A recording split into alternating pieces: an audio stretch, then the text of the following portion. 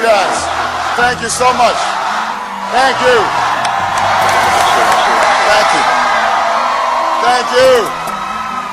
Oh, thank you, New Hampshire. I love you back. Thank you. Thank you. Well, thank you so much. I am still fired up and ready to go.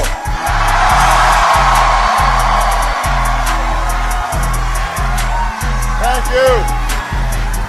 Thank you. Well, first of all, I want to congratulate Senator Clinton on a hard-fought victory here in New Hampshire. She did an outstanding job. Give her a big round of applause.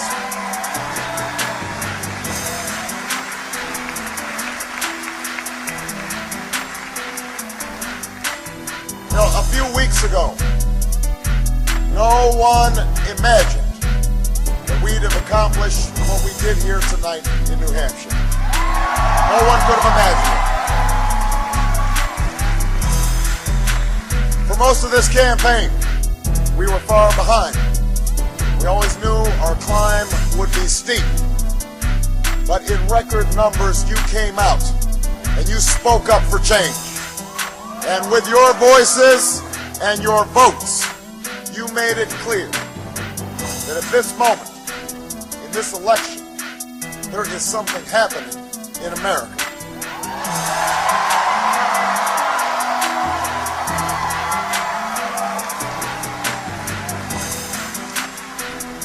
There is something happening when men and women in Des Moines and Davenport, in Lebanon and Concord, come out in the snows of January to wait in lines that stretch block after block because they believe in what this country can be.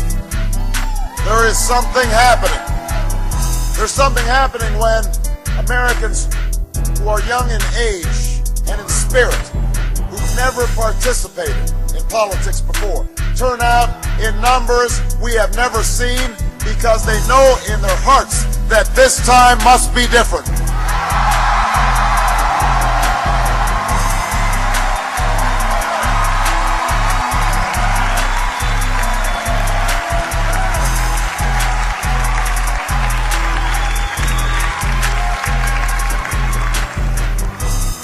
Something happening when people vote not just for party that they belong to, but the votes, the hopes that they hold in common.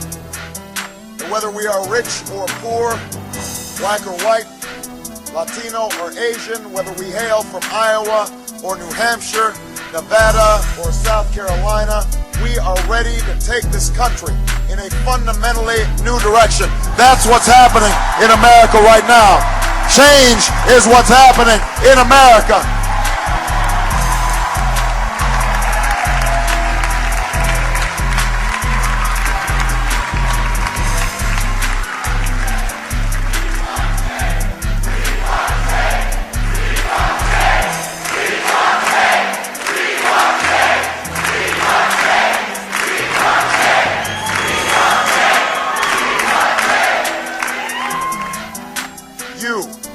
All of you who are here tonight, all who put so much heart and soul and work into this campaign, you can be the new majority who can lead this nation out of a long political darkness.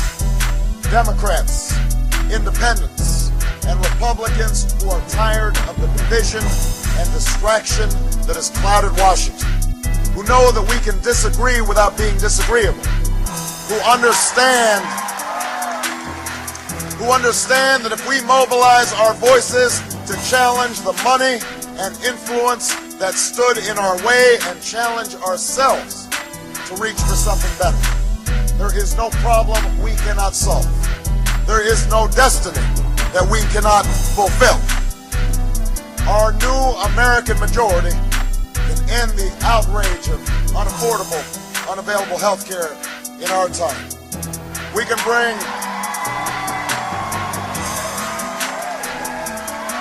bring doctors and patients, workers and businesses, Democrats and Republicans together, and we can tell the drug and insurance industry that while they get a seat at the table, they don't get to buy every chair. Not this time. Not now.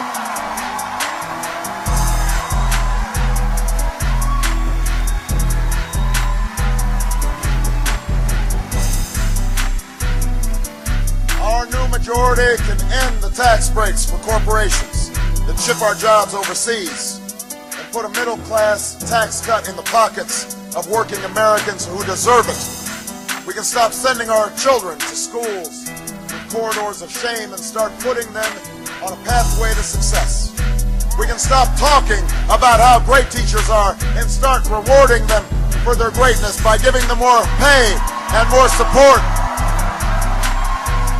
We can do this with our new majority.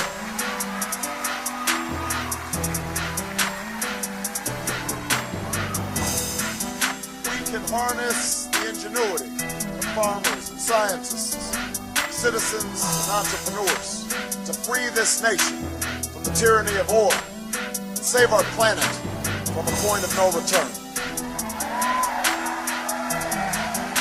And when I am President of the United States, we will end this war in Iraq and bring our troops home.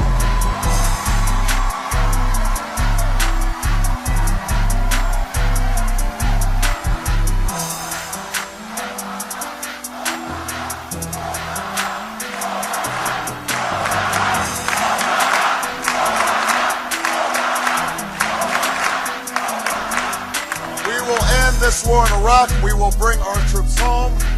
We will finish the job. We will finish the job against Al-Qaeda in Afghanistan. We will care for our veterans. We will restore our moral standing in the world. And we will never use 9/11 as a way to scare up votes, because it is not a tactic to win an election. It is a challenge that should unite America and the world against the common threats of the 21st century. Terrorism and nuclear weapons, climate change and poverty, genocide and disease. All of the candidates in this race share these goals. All of the candidates in this race have good ideas. And all are patriots who serve this country honorably.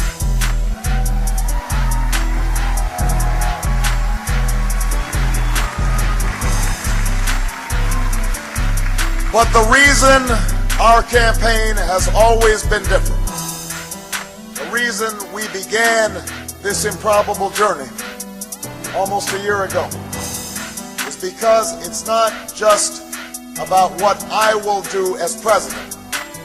It is also about what you, the people who love this country, the citizens of the United States of America, can do to change it. That's what this election is all about.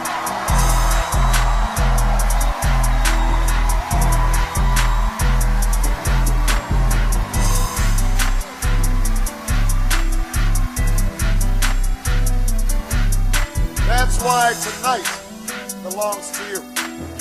It belongs to the organizers, and the volunteers, and the staff who believed in this journey and rallied so many others to join the cause. We know the battle ahead will be long, but always remember that no matter what obstacles stand in our way, nothing can stand in the way of the power of millions of voices calling for change. We have been told we cannot do this by a chorus of cynics. They will only grow louder and more dissonant in the weeks and months to come. We've been asked to pause for a reality check. We've been warned against offering the people of this nation false hope. But in the unlikely story that is America, there has never been anything false about hope.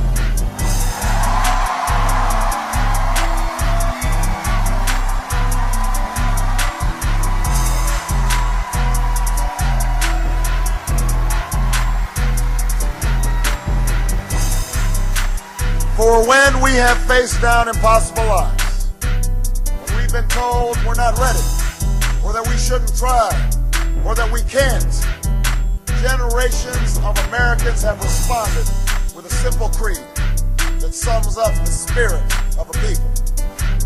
Yes, we can. Yes, we can. Yes, we can.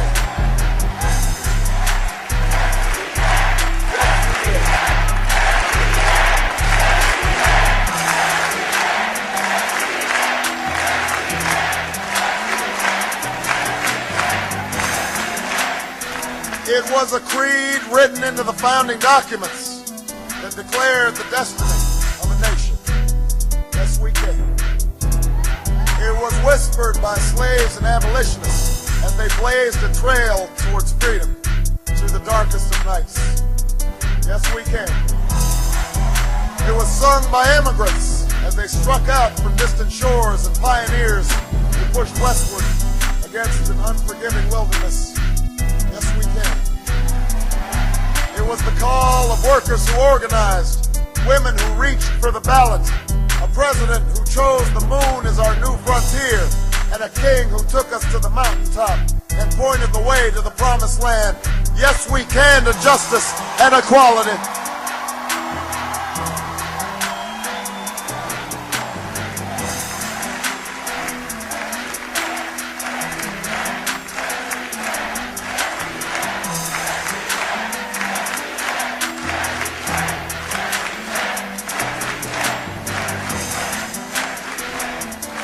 Yes, we can to opportunity and prosperity. Yes, we can heal this nation. Yes, we can repair this world. Yes, we can. And so tomorrow, as we take the campaign south and west, as we learn that the struggles of the textile workers in Spartanburg are not so different than the plight of the dishwasher in Las Vegas, that the hopes of the little girl who goes to the crumbling school in Dillon are the same as the dreams of the boy who learns on the streets of LA. We will remember that there is something happening in America, that we are not as divided as our politics suggest, that we are one people, we are one nation, and together we will begin the next great chapter in the American story with 3 words that will ring from coast to coast, from sea to shining sea. Yes, we can.